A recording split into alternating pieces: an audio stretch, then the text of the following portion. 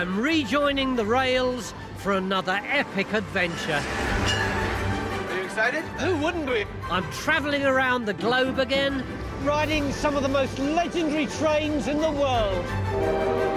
to experience more spectacular railways. Look at this place! From the Arctic Circle To the glorious Andes. and the heart of Europe. Isn't it fantastic? It's just a ticket haul. To the edge of America. Oh, this is amazing. And I'll venture off the tracks to discover awe-inspiring places, England! extraordinary people, Hey, hello, Danny. and unforgettable experiences. That's staggering, isn't it?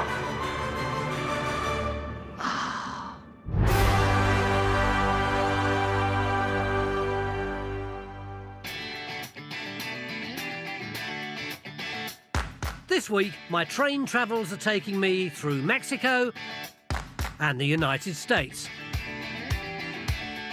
I'm starting in the north of Mexico on a train that begins on the country's west coast. I'll visit the remote village of Divisadero, the city of Chihuahua, and the border town of Juarez before I cross into Texas and El Paso. I'll finish over 1,200 miles later in the glitz and glamour of Los Angeles. When I think of Mexico, I think of Trump's wall and the country's economic struggles. But I want to get beyond all that to see how modern Mexico is changing by crossing the north of the country by train.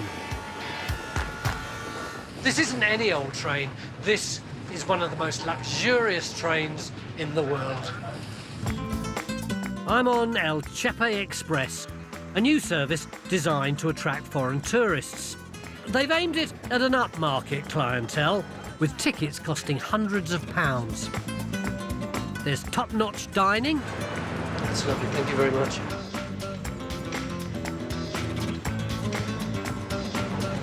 It's gorgeous. I thought coming to Mexico was all going to be about street markets and the swirl of dust. I didn't think it would be quite this luxurious. And a bar with a unique view. Margarita in my hand. You don't get this on the London to Brighton line, do you? I'm having such a lovely time. This is already a view of Mexico I wasn't expecting. All these canyons and mountain tunnels and some spectacular viaducts. I'm in Mexico right now and I'm going up to the USA. Two countries which may seem entirely different, but have got a fascinating shared history and culture. In fact, until 200 years ago, the whole area I'm going to travel through was all part of Mexico. I'm crossing the infamous border that now divides them to see what modern life's like in both countries. And I'm doing so by train, so I can visit some places that aren't normally on the tourist trail, like the spectacular mountains of Mexico's Sierra Madre. It really is lovely in here. Although, actually, it's not what's inside that really counts, it's what's outside, because that could bring tears to your eyes. What an amazing landscape. Building a train line through it must have been an engineering nightmare. An American explorer first had the idea for a train here in the late 19th century. But the terrain was so incredibly difficult, it took nearly 6 decades to complete. 37 bridges and 86 tunnels later, the track now climbs 2,400 metres above sea level. I'm getting off at the remote Divisadero station with the rest of the tourists.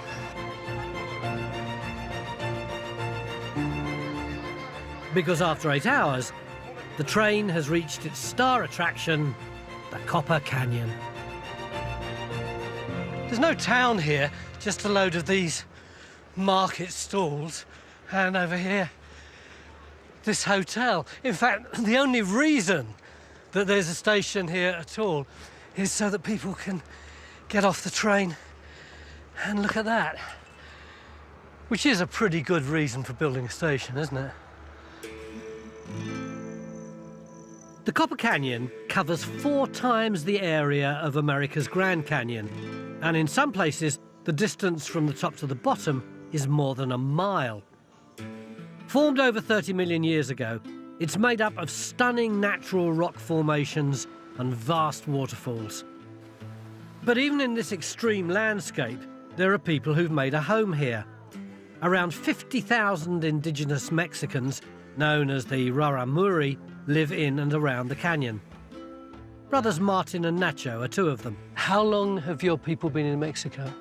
Los que llegaron hace muchos años, alrededor de 14,000 años. 14,000 years. Así es. The Raramuri are among the last native people in North America to still live a traditional way of life, partly because up here they've remained so cut off from the rest of the world. Why didn't you live in the more fertile lands over there? Cuando llegaron los españoles también ellos llegaron en busca de minerías y entonces la gente Raramuri también trabajaron para ellos, lo obligaban a que trabajaran para ellos y entonces ya más después de vivir un lugar tan difícil, un lugar muy separados, también es por la razón que pueden ellos huir más fácil. Living in this tough terrain for hundreds of years has had an unexpected effect. The Raramuri are so fit from just getting around here, they've become excellent long-distance runners. Running is central to their way of life, and they regularly beat professionals in ultra-marathon races. Despite a fairly low-tech approach to shoe design, which relies on old discarded tyres. Will these be better than if I bought a $300 pair of trainers? Sí, mucho mejor. And a race diet consisting of piñole, a natural energy drink made of corn, water and chia seeds. Still handmade by women like Isabel, it's said to give them the stamina to keep running for hundreds of miles. That may be true, but my goodness, it tastes dire. I better go and try it out on the track, hadn't I? Nacho, we can do the race, come on. Ven, Nacho, vamos a hacer la carrera. The Raramuri record is 430 miles in 48 hours. 3, 2, 1, vámonos! That's 16 times the distance of a marathon. Never mind racing, I'm really struggling to keep my shoes on. Still to come, I go off the rails in the desert. Meet a Mexican whose bark is worse than her bite. I've actually seen a Chihuahua in Chihuahua. And make my inner train spotter's wildest dreams come true. I'd be quite happy shooting the whole of the rest of the episode sitting here.